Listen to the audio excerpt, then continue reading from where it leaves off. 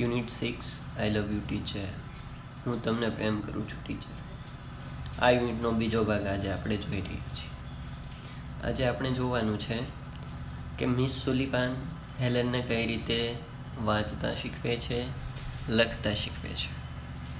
તો ચાલો શરૂ કરીએ unit 6 I love you teacher. Aha, I was connected with the world through all the words. એટલે કે મિસ સુલિવાને હેલનને દરેક શબ્દો શીખવ્યા છે ને, તો તેના પરથી હેલન કહે છે કે આઈ વોઝ કનેક્ટેડ, હું જોડાઈ ગઈ, વિથ ધ વર્લ્ડ, વિશ્વ સાથે, થ્રુ ઓલ ધ વર્ડ્સ એટલે કે બધા શબ્દો દ્વારા. આખા વાક્યનો અર્થ આપણે જોઈએ તો આહા, હું બધા શબ્દો દ્વારા વિશ્વ સાથે જોડાઈ હતી. Miss Sullivan use to take me to long walks every morning. Miss Sullivan એટલે કે હેલનના ટીચર. યુઝ ટુનો અર્થ છે ટેવાયેલું હોવું. ટેક મી એટલે મને લઈ જવા માટે. ટુ લોંગ વોક્સ એટલે કે ચાલવા માટે. એવરી મોર્નિંગ દરરોજ સવારે. મિસ સુલિવાન મને દરરોજ સવારે ચાલવા માટે લઈ જવા માટે ટેવાયેલા હતા. તેઓ મને દરરોજ ચાલવા માટે લઈ જતા હતા. I had lot of questions to ask. I had મારી પાસે હતા. અ લોટ ઓફ ક્વેશ્ચન્સ ઘણા બધા પ્રશ્નો. ટુ આસ્ક એટલે પૂછવું. મારી પાસે પૂછવા માટે ઘણા બધા પ્રશ્નો હતા. I would write something on her palm and in turn she would talk into my palm as people talk into a baby's ear. I would write હું લખતી, સમથિંગ કંઈક, ઓન હર પામ એટલે હથેળી, તેણીની હથેળી પર. And in turn અને બદલામાં, ટર્ન એટલે બદલવું અથવા વળાંક. અહીંયા એનો અર્થ થશે બદલવું. And in turn she would talk તેણી બોલતી, ઇન્ટુ માય પામ મારી હથેળીમાં, as people talk into a baby's ear જેવી રીતે લોકો નાના બાળકના કાનમાં બોલે છે. એટલે કે હેલન છે તે કહે છે કે હું તેની હથેળી પર કંઈક લખતી અને બદલામાં તેણી મારી હથેળીમાં વાતો કરતી, જાણે લોકો બાળકના કાનમાં વાત કરતા હોય એ રીતે. My teacher satisfied my curiosity. My teacher મારા શિક્ષક. સેટિસ્ફાઈનું ભૂતકાળનું રૂપ છે સેટિસ્ફાઈડ. તેનો અર્થ થાય છે સંતોષ થવો. માય ક્યુરિયોસિટી એટલે જિજ્ઞાસા. મારા શિક્ષકે મિસ સુલિવાન છે તેણે. My teacher satisfied my curiosity. મારા શિક્ષકે મારી જિજ્ઞાસાને સંતોષી. એટલે કે પ્રશ્નો પૂછવાની જે ટેવ હતી, બરાબર, તે દરેક પ્રશ્નોના જવાબ મારા શિક્ષકે મને આપ્યા હતા. નાવ હવે, everything around me was full of life, love and joy. Now હવે, એવરીથિંગ દરેક, બધું જ, અરાઉન્ડ ની આસપાસ, મી મારા, વોઝ હતું, ફૂલ of life, love and Joy. Life એટલે જીવન, લવ એટલે પ્રેમ, જોય એટલે આનંદ. એટલે કે જીવન, પ્રેમ અને આનંદથી ભરપૂર હતું. હવે મારી આસપાસની દરેક વસ્તુ જીવન, પ્રેમ અને આનંદથી ભરેલી હતી. આવું હેલન કહે છે. હવે શીખવાનો બીજો તબક્કો શરૂ થાય છે. અહીંયા ચિત્રમાં તમે જોઈ શકો છો કે હેલન છે તેનો હાથ મિસ સુલિવાન છે તેના ગળા પર છે, થોડોક હાથ ચહેરા પર છે. તેના દ્વારા તે શું કરી રહી છે તો કે કોઈ સામેનો વ્યક્તિ છે એ શું બોલે છે તેને સમજવાનો પ્રયત્ન કરી રહી છે. એટલે કે મિસ સુલિવાન શું બોલે તે હોઠની હલચલ અથવા તો ગળામાં ઉત્પન્ન થતો જે ઘોંઘાટ છે, જે ધ્રુજારી છે, એ ધ્રુજારીના આધારે મિસ સુલિવાન શું બોલે છે તે જાણવાનો પ્રયત્ન હેલન કરે છે.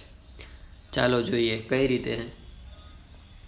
The second stage of learning was more difficult.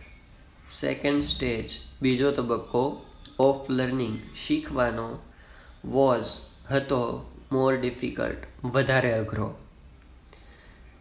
શીખવાનો બીજો તબક્કો વધારે અઘરો મુશ્કેલ હતો. It was also based on the sense of touch. It was તે હતો.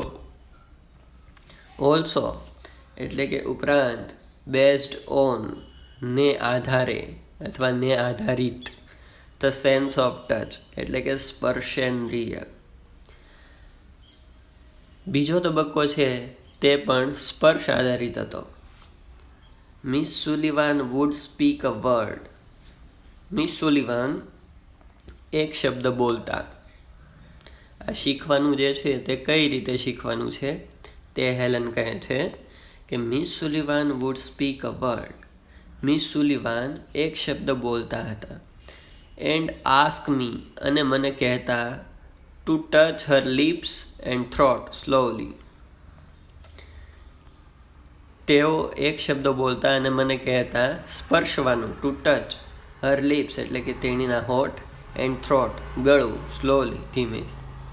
મિસ સુલિવાન છે તે કોઈ એક શબ્દ બોલતા અને હેલનને કહેતા કે તેના હોઠ અને તેનું ગળું તે ધીમેથી સ્પર્શ કર.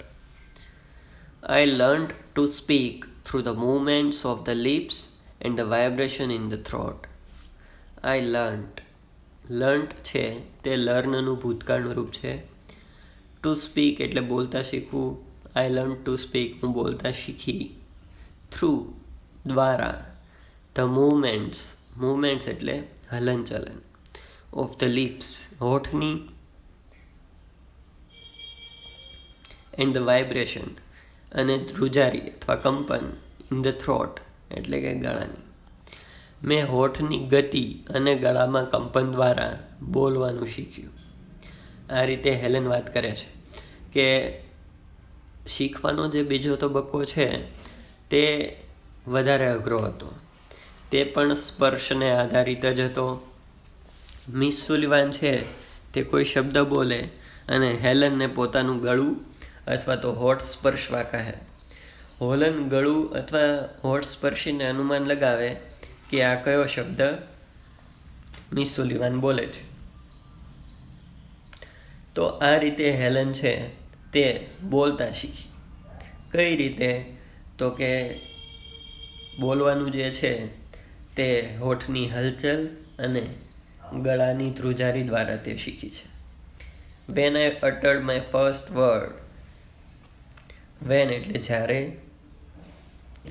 આઈ એટલે મેં. Uttered my first word. Utter એટલે બોલવું. અટર્ડ છે તે બોલવાનું ભૂતકાળનું રૂપ છે. એટલે કે જ્યારે હું બોલી માય ફર્સ્ટ વર્ડ, મારો પહેલો અક્ષર મતલબમાં શબ્દ. It gave me boundless delight. It એટલે તે. ગીવનું ભૂતકાળનું રૂપ છે. મી એટલે મને. બાઉન્ડલેસનો અર્થ શું થાય છે? અત્યંત, જેની કંઈ સીમા ન હોય તેવું. ડિલાઇટ એટલે આનંદ.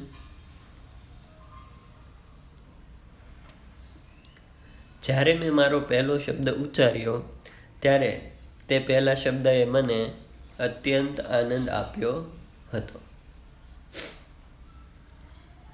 નાવ હવે આગળ વાત કરીએ. હવે આગળ જે છે તે વાંચવા લખવાનું શરૂ થશે અથવા તો ખાસ કરીને વાંચતા શીખવાનું શરૂ થશે. Now I started talking with my toys, stones, trees and birds in the garden. Now એટલે હવે. I started મેં શરૂ કર્યું. ટોકિંગ વાત કરવાનું અથવા બોલવાનું. with my toys મારા રમકડાઓ સાથે. stones પથ્થરો સાથે. trees વૃક્ષો સાથે. birds પક્ષીઓ સાથે. in the garden એટલે કે બગીચામાં. હવે મેં બગીચામાં મારા રમકડા, પથ્થરો, ઝાડ અને પક્ષીઓ સાથે વાત કરવાનું શરૂ કર્યું. I felt amazed and delighted as my sister ran to me when I called her, and my dog obeyed my commands. I felt amazed. આ એટલે હું, ફેલ્ટ ફીલનું ભૂતકાળનું રૂપ છે. એનો અર્થ થાય છે અનુભવ્યું. ફેલ્ટનો અર્થ છે અનુભવ્યું. અમેઝડ, અમેઝનો અર્થ છે આશ્ચર્ય. એન્ડ ડિલાઇટેડ, ડિલાઇટેડનો અર્થ છે આનંદ. As my sister ran to me એટલે કે જ્યારે મારી બહેન મારા તરફ દોડીને આવી. વેન આઈ કોલ્ડ હર, જ્યારે મેં તેને બોલાવી. એટલે કે જ્યારે હેલન છે તેણે પોતાનો શબ્દ બોલ્યો, એટલે કે તેણે પોતાની બહેનને બોલાવી. હવે હેલન બોલે છે તે તેને સંભળાતું તો છે નહીં. એણે પોતાની બહેનને બોલાવી કંઈક બોલીને, કદાચ એની બહેનનું નામ જ હશે. તો એની બહેન દોડીને તેની પાસે આવી. આ જ્યારે એને અનુભૂતિ થઈ ત્યારે તે ખૂબ જ ખુશ થઈ. અને બીજી વસ્તુ, માય ડોગ ઓબેડ માય કમાન્ડ્સ એટલે કે મારો કૂતરો છે તે મારા આદેશનું પાલન કરતો.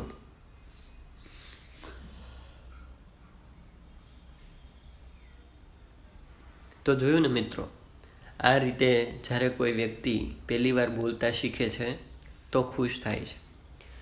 આઈ વોઝ એબલ ટુ સ્પીક, હું હવે બોલી શકતી હતી. It was a miracle, miracle એટલે ચમત્કાર. તે એક ચમત્કાર હતો. When I studied seriously it seemed more like play than work. When એટલે જ્યારે, આઈ સ્ટડીડ એટલે કે મેં અભ્યાસ કર્યો, સિરિયસલી એટલે ગંભીરતાથી, ઇટ સીમ્ડ તે લાગતું હતું, more like play than work કામ કરતાં રમત વધારે. એટલે કે જ્યારે મેં ગંભીરતાથી અભ્યાસ કર્યો ત્યારે પણ મને આ વસ્તુ કામ કરતાં રમત જેવી વધારે લાગતી હતી. વેનેવર એનીથિંગ ડિલાઇટેડ ઓર ઇન્ટરેસ્ટેડ મી, જ્યારે પણ એનીથિંગ કંઈ પણ, ડિલાઇટેડ આનંદ આપે, ઓર ઇન્ટરેસ્ટેડ રસ પડે, મી મને, મિસ સુલિવાન વુડ ટોક બોલતા હતા, અબાઉટ ધેટ તેના વિશે, એઝ ઇફ જાણે કે, શી વર અ લિટલ ગર્લ હરસેલ્ફ જાણે કે તેણી નાની બાળકી જ હોય. એટલે કે જ્યારે મને કંઈ પણ વાતમાં આનંદ થાય અથવા રસ પડે એવું લાગતું ત્યારે મિસ સુલિવાન તે વિશે જાણે પોતે એક નાની છોકરી હોય તે રીતે વાતો કરતા. એટલે મિસ સુલિવાન છે તેનો ફાળો હેલનની જીવનમાં ખૂબ જ મહત્ત્વનો હતો. મિસ સુલિવાન છે તેણે શરૂઆતમાં હેલનને દરેક શબ્દોના અર્થ સમજાવ્યા. ત્યાર પછી સ્પર્શ જ્ઞાન દ્વારા એટલે કે હોઠ અને ગળાના કંપન દ્વારા હેલનને બોલતા પણ શીખવ્યું. હવે આપણે જોવાનું છે કે હેલન વાંચતા લખતા છે તે કઈ રીતે શીખે છે અને શું તે સ્કૂલે ભણવા જાય છે કે નહીં. આ દરેક બાબતની કાળજી, અભ્યાસ અને વાંચન એ આપણે નેક્સ્ટ લેક્ચરમાં કરવાનું છે. હું આશા રાખું છું કે તમે બધા વાંચો છો. દિવસની 6 કલાક 8 કલાક